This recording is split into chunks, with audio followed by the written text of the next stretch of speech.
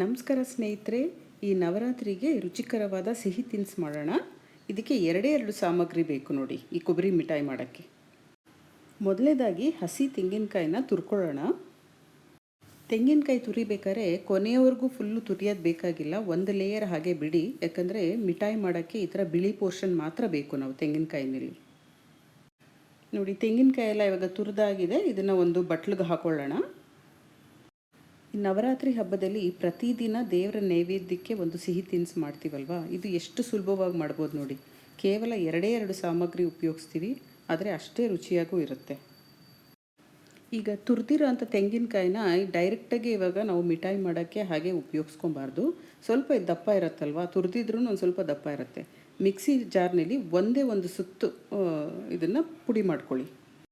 ನೋಡಿ, ಈ ಕನ್ಸಿಸ್ಟೆನ್ಸಿ ಇದ್ದರೆ ಪರ್ಫೆಕ್ಟಾಗಿರುತ್ತೆ. ತುಂಬಾ ನುಣ್ಣಗೆ ರುಬ್ಬಾರ್ದು, ಅವಾಗೆಲ್ಲ ನೀರು ಬಿಟ್ಕೊಂಡ್ಬಿಡುತ್ತೆ. ಈಗ ಪುಡಿ ಮಾಡ್ಕೊಂಡಿರೋ ಅಂಥ ಕಾಯಿ ತುರಿನ ಒಂದು ಪ್ಯಾನ್ಗೆ ಹಾಕೊಳ್ಳೋಣ. ನಾವು ಯಾವ ಪ್ಯಾನ್ನಲ್ಲಿ ಇವಾಗ ಕಾಯಿ ನಾವು ಹುರಿಕೊಳ್ತೀವಲ್ಲ ಅದೇ ಪ್ಯಾನ್ಗೆ ಇದನ್ನು ಹಾಕೊಳ್ಳೋಣ.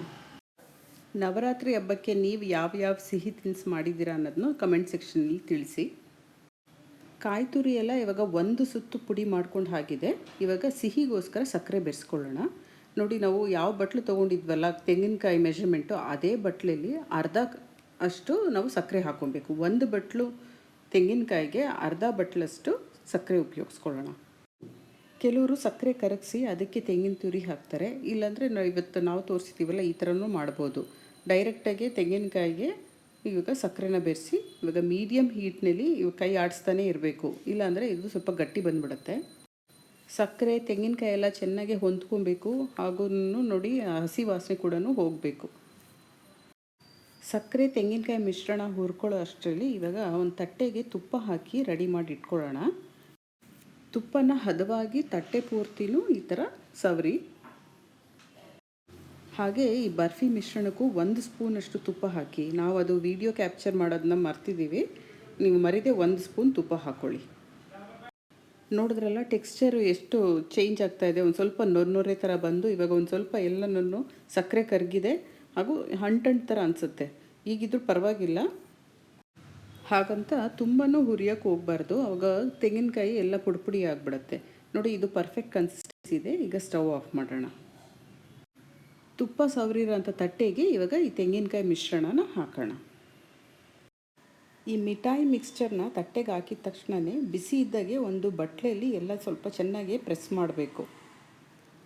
ಮಧ್ಯೆ ಎಲ್ಲೂ ಒಂದು ಸ್ವಲ್ಪನೂ ಗ್ಯಾಪ್ ಇಲ್ಲದೆ ಇದ್ದಂಗೆ ಈ ಥರ ಸ್ವಲ್ಪ ಪ್ರೆಸ್ ಮಾಡಿ.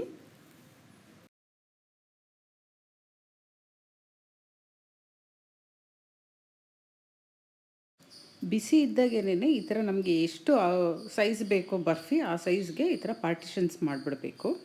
ನಾವೇನಾದರೂ ಆರೋಗಾದ್ಮೇಲೆ ಮಾಡೋಕ್ಕೆ ಹೋದರೆ ಎಲ್ಲನೂ ಒಡ್ಕೊಂಡ್ಬಿಡುತ್ತೆ, ಗಟ್ಟಿಯಾಗಿ ಕೊಬ್ಬರಿ ಎಲ್ಲ ಒಡ್ಕೊಳ್ಳುತ್ತೆ. 15 ನಿಮಿಷ ತಣ್ಣಗಾಗೋಕ್ಕೆ ಬಿಡೋಣ. ನಂತರ ಈ ಥರ ಬರ್ಫಿ ಪೀಸಸ್ನ ನಾವು ಕಟ್ ಮಾಡ್ಕೊಬೋದು. ಪುಟ್ಟ ಮಕ್ಕಳು ದಸರಾ ಟೈಮ್ನಲ್ಲಿ ಗೊಂಬೆ ಕುಣಿಸಿದ್ದೀರಾ ಅಂತ ಮನೆಗೆ ಬರ್ತಾರಲ್ವ, ಆವಾಗ ಈ ಥರ ಅವ್ರಿಗೂ ಈ ಸಿಹಿ ತಿನಿಸು ಕೊಟ್ಟರೆ ಅವರು ಖುಷಿಯಾಗಿ ತಿಂತಾರೆ. ನೋಡಿ, ಇದು ಸುಲಭವಾಗೂ ಮಾಡ್ಬೋದು, ಕಮ್ಮಿ ಸಮಯನೂ ತಗೊಳುತ್ತೆ. 15 ನಿಮಿಷ ಆಗಿದೆ. ಇವಾಗ ನೋಡಿ, ಈ ಕೊಬ್ಬರಿ ಮಿಠಾಯಿ ಪೀಸಸ್ನ ಈ ಥರ ಎಲ್ಲ ಪಾರ್ಟಿಷನ್ಸ್ ಮಾಡಿದ್ವಲ್ಲ, ಇವಾಗ ಕ್ಲೀನಾಗಿ ಆ ಥರ ತಕ್ಕೊಳ್ಬೋದು. ಕೊಬ್ಬರಿ ಮಿಠಾಯಿ ನಾವು ಎಷ್ಟೇ ಹದವಾಗಿ ಪಾಕ ತೆಗೆದು ಮಾಡಿದ್ರೂ ಈ ಥರ ಕಟ್ ಮಾಡಬೇಕಾದ್ರೆ ಒಂದು ಸ್ವಲ್ಪ ಉಡಿ ಆಗುತ್ತೆ, ಪರವಾಗಿಲ್ಲ. ಆ ಪೀಸಸ್ನ ನಾವು ತೊಗೊಂಡು ಒಂದು ಸ್ವಲ್ಪ ಪಾಯಸನೋ ಕೀರು ಏನಾದರೂ ಮಾಡ್ಕೊಬೋದು. ನೋಡಿ, ಕೇವಲ ಅರ್ಧ ಗಂಟೆಯಲ್ಲಿ ಎಷ್ಟು ರುಚಿಕರವಾದ ಈ ಸಿಹಿ ತಿನಿಸನ್ನ ಮಾಡ್ಬೋದು.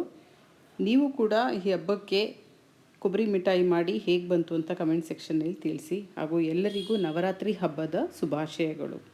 ನಮ್ಮ ಚಾನೆಲ್ನ ಹೀಗೆ ಸಪೋರ್ಟ್ ಮಾಡಿ ಹಾಗೂ ಸಬ್ಸ್ಕ್ರೈಬ್ ಮಾಡಿ.